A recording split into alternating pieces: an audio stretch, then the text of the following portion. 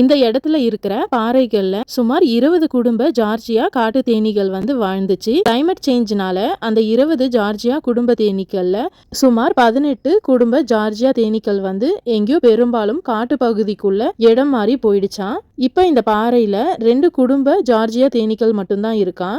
இந்த இடத்துல நம்ம நடக்கும் போதே அந்த தேனீக்கள் சத்தம் போடுவதை நம்ம வந்து கேட்கலாம். தேனீக்கள் வந்து மற்ற பூச்சிகளை அட்ராக்ட் பண்ணும். ஆனா அதே சமயம் தேனீக்கள் வந்து கரடியோட விருப்பமான உணவும் கூட.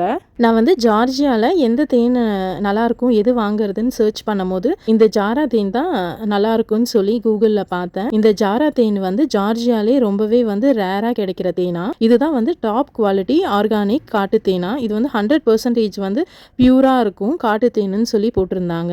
நீங்க ஜார்ஜியா போனீங்கன்னா கண்டிப்பா வந்து அங்க ஜார்ஜியால இருக்க தேன் வந்து ட்ரை பண்ணி பாருங்க. ஜார்ஜியால நல்ல டேஸ்டியான தேன் நல்ல ரீசனபிள் பிரைஸுக்கு கூட கிடைக்கும்னு சொல்றாங்க.